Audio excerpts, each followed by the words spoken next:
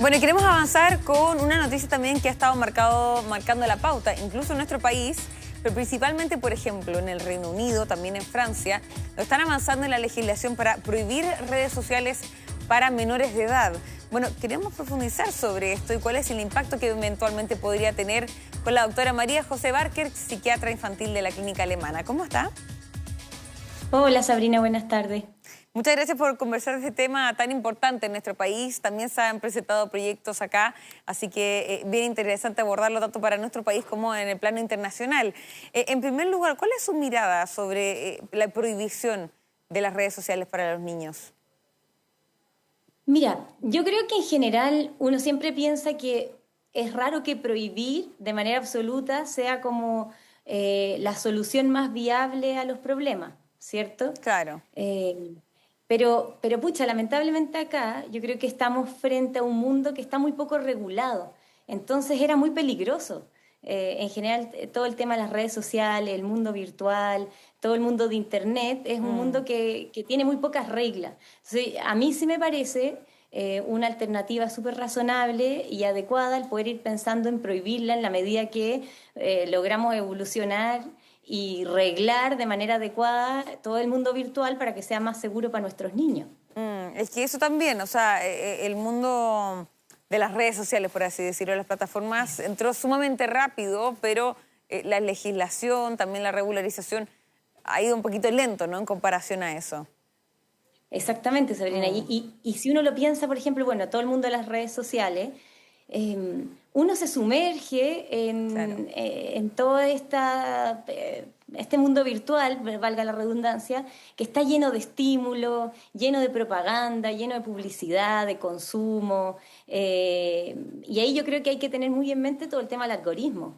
Claro. Porque en el fondo tampoco es una cosa azarosa, hay una industria detrás que está trabajando en eso y en que uno tenga una tendencia a usarlo cada vez más. Entonces, efectivamente, al no haber reglas del juego se ha vuelto peligroso, ya lo hemos visto en todo el tema del uso problemático de los videojuegos, las adicciones en los juegos en línea, o sea, hay una serie de cosas que es importante que nosotros tengamos en mente desde los adultos para cuidar a nuestros niños. Claro. Bueno, una gran afectación en esos ámbitos, en el tema de privacidad, también de seguridad de los niños, poder también saber con quién estamos hablando, con quién están hablando, ¿no? Porque también sabemos que hay escenarios sumamente complejos en eso.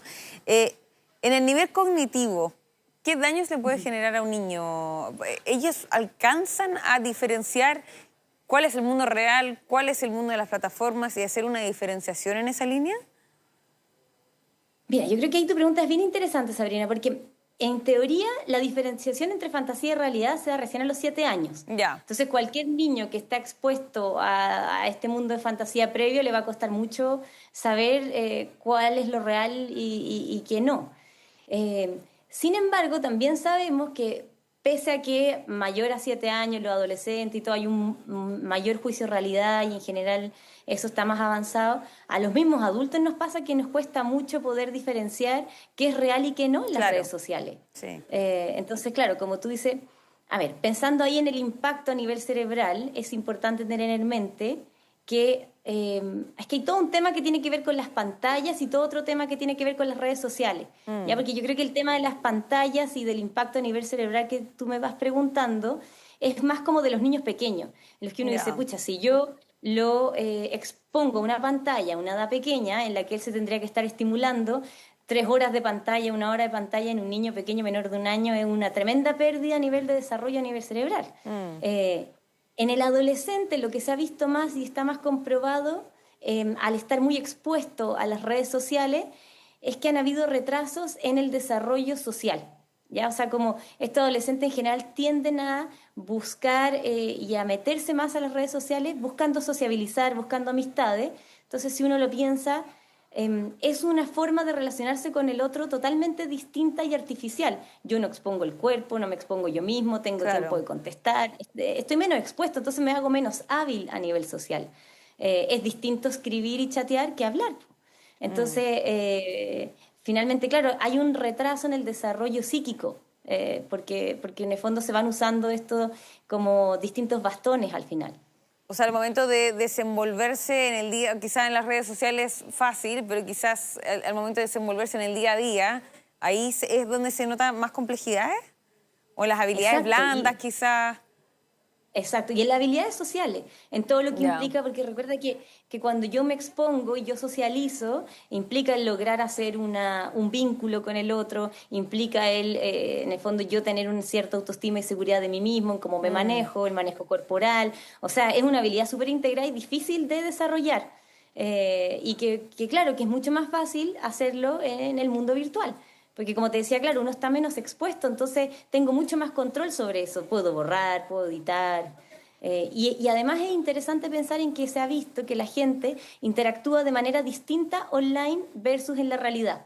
Uno Sí. en la realidad se mide más, es menos como directo con las opiniones, o hay cosas que, no sé, por ejemplo, se plantea que los niños y adolescentes en el nivel del ciberbullying son capaces de decir cosas mucho más crueles de lo que habrían dicho en la vida real. Claro, no, sí, ahí se nota una diferencia brutal en ese sentido. Sí. Hay una cierta cantidad de tiempo, horas, minutos que sea recomendable para esa edad, menores de 15, 16 años, que es donde principalmente se está legislando. Mira, es que en este caso en particular yo creo que a diferencia de lo que nos ocurre, por ejemplo, con el mundo de los videojuegos y todo, que uno dice, bueno, en la cantidad de horas que usa al día tiene más sentido. Yo creo que acá, ¿Ya? más que la cantidad de horas, porque en general el problema con las redes sociales no es que usan tantas horas al día de eso necesariamente, sino que es a los riesgos que uno está expuesto. Mm, Entonces, yo creo que ahí tiene que ver con que, bueno, siempre uno trata de limitar el tiempo. Y siempre más de 3 horas al día es de mucho riesgo. Pero yo creo que acá también hay otro aprendizaje que tiene que ver en que todos como sociedad seamos muy conscientes que acá estamos frente a un algoritmo. Entonces estamos frente a algo que nos va a ir mostrando a partir de nuestro deseo, de nuestros gustos, un montón de información y de estímulos que va a ser difícil de manejar, un montón de información y de estímulos que no siempre vamos a darnos cuenta que estamos integrando. Entonces, no sé, por ejemplo, yo pensaba en que uno se da cuenta hoy en día que los adolescentes o adultos jóvenes, cuando uno habla con ellos, tienen opiniones mucho más marcadas y más extremas. Entonces, claro, claro. imagínate estar todo el día bombardeado por información que va a favor de lo que tú piensas, tú te vas rigidizando en esa opinión. Sí. Bueno, y lo peligroso también está ahí en que también este deseo va desplazándose según como la industria quiere. Y que también hay que tenerlo en mente, como que en el fondo al final Mm. me van creando necesidades que a lo mejor yo no tenía, o sea, hay todo un tema. Y lo otro que yo creo que hay que tener en mente los adolescentes también, y como digo, que tampoco tiene que ver necesariamente en relación con el tiempo, es Ya. en el nivel de exposición y cómo yo manejo eso. ¿Ya? Porque aquí hay todo un tema de la imagen en Mm. cómo yo pienso la imagen de mí mismo, en cuánto me expongo, en cuánto los demás se exponen, en cómo me voy comparando, como que hay que pensarlo igual a nivel identitario en ello. Y que en la medida que nosotros como adultos nos hacemos cargo y lo conversamos, ellos también lo van a poder pensar. Claro. Ya, es que ahí hiciste énfasis en un punto que me parece bien relevante también, y volvemos también un poco a lo que habíamos hablado al inicio de esta entrevista, ¿no? Que falta avanzar en conocimientos y regularizaciones en torno a esto, porque probablemente muchas personas ven sus redes sociales y no entienden que realmente lo que está haciendo el algoritmo es reforzar las ideas que ya estoy viendo en vez de aportarme con otras ideas e ir complementando, ¿no? Y por eso ahí lo que estabas mencionando, ¿no? Los niños quizás tienen una postura muy hacia de un tema muy definido, pues porque el algoritmo también lo va alimentando más con ese tipo de información. Entonces, por eso es tan importante que se informen más sobre esto. Ahora, lo que sí, y tengo una duda en torno a esto, está la prohibición, ¿no?, de las redes sociales que se está avanzando en distintos países, pero también sabemos que el mundo está avanzando mucho en la era digital y realmente el que se quede abajo se puede ir quedando un poco fuera porque eso también te da oportunidades laborales, entre otras cosas. ¿Cómo se hace para equilibrar ambas cosas?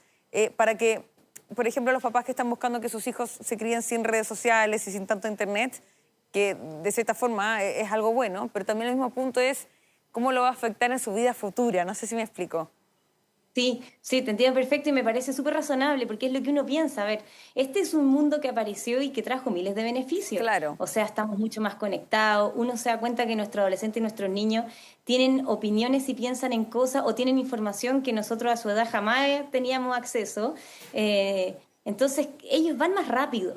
Y yo creo que eso, como tú dices, tiene cosas importantes. Nosotros, por ejemplo, ahora hemos ahorrado una cantidad de tiempo impresionante en dejar de hacer todas las reuniones presenciales. Por ejemplo, el hecho mismo de que yo pueda estar hoy día con Claro. ustedes tiene que ver con la conexión y con que sepamos a minutos de que ya se hizo, o sea, al poco rato de que se prohibió la ley, o sea, se hizo la ley allá en Francia y que nosotros ya tenemos esa información. O sea, yo creo que eso abre un mundo de posibilidades que es muy bueno y es muy importante. Pero también nos hemos dado cuenta y hemos ido aprendiendo que también hay una serie de peligros de los que nos tenemos que hacer cargo. Entonces, por eso es que yo pienso en ese sentido, Sabrina, que en este momento la prohibición también nos remeció a todos y nos dijo, oye, esto es importante y esto es peligroso. Claro. Y tenemos que arreglarlo. Y por eso yo te partía diciendo, yo creo que pensar en que a partir de la prohibición vamos a regular las conductas es utópico. Se va a regular un rato, pero después igual van a haber otras barreras que los mismos adolescentes y niños van a saber pasar. Pero sí yo creo que nos va a poner ojo y que bueno, esto hay que regularlo, hay que pensarlo, que aquí no puede quedar como a libre albedrío, como todo el tema del marketing, de la industria, hay que cuidarse y que eso sí nos influencia de manera importante en nuestras decisiones, en cómo nos vamos desarrollando, en quiénes somos, porque yo creo que por ahí va la cosa, en que no queremos ser esclavos de los algoritmos. Claro. Nosotros queremos que esto nos traiga libertad y no al revés. Que es como un poco lo que se va planteando y que van planteando hoy día varios filósofos, esto de que este mundo que nosotros creíamos que era más libre, finalmente ha ocurrido todo lo contrario, nos tiene más esclavizados a nuestras mismas exigencias. Sí, exacto. Esto de que uno no puede dejar en visto a nadie, Claro. como que todo tiene que ser inmediato, yo creo que eso es interesante de pensar, como que por qué tenemos que seguirnos sometiendo a eso. Y eso, esa te quería preguntar, ¿qué cambios hay? Porque yo me acuerdo, al menos cuando yo era chica, no existía todo este mundo de las redes sociales y uno salía más a jugar al parque, con la naturaleza, entre otras cosas. ¿Cuáles son las principales diferencias que se ven con las nuevas generaciones? Yo asumo, bueno, sé también que los videojuegos también generan un nivel de violencia también importante en los niños, pero también está lo que estabas mencionando, la necesidad de tener que contestar mensajes y cosas así. Me imagino también que tiene otro tipo de impactos, quizás niños más ansiosos. ¿Cuál es la principal diferencia que se puede notar en niños que quizás no están tan conectados a las redes sociales o a Internet en sí con niños que sí lo están? Mira, yo te diría que, bueno, ellos mismos hablan de un término que a mí ¿Ya? me lo enseñaron ellos, que es el FOMO. Que el tiene miedo que de ver quedarse con todas afuera. Exacto, Sí. el miedo de quedarse afuera. Entonces, claro, yo creo que está toda esta cosa de que uno tiene que ir muy al día, muy en lo inmediato, y que si no, en el fondo yo me quedé atrás, y que realmente ellos se quedan muy atrás, ¿ah? Yo creo que la diferencia que uno ve con otros, ponte tú, niños y adolescentes que están más en las plazas, en el deporte, tú te das cuenta que hay una capacidad de esperar mucho mayor. Acá el niño que Mira. está muy metido en lo virtual, en general todo tiene que ser inmediato. Si te fijas, eso uno lo puede pensar como algo más como inmaduro. Claro. Porque los bebés necesitan todo de manera inmediata. Entonces los niños, claro, acá al tener todo de manera inmediata no hay capacidad de esperar, que yo creo que también era algo que nos pasaba a nosotros, por ejemplo.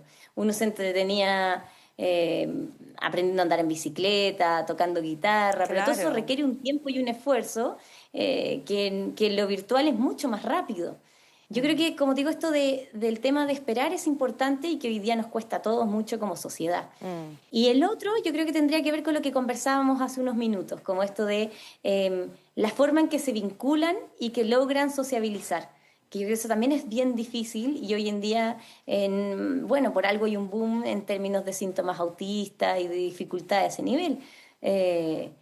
Porque yo creo que nos está costando sociabilizar, nos está costando tolerar al otro que sea distinto.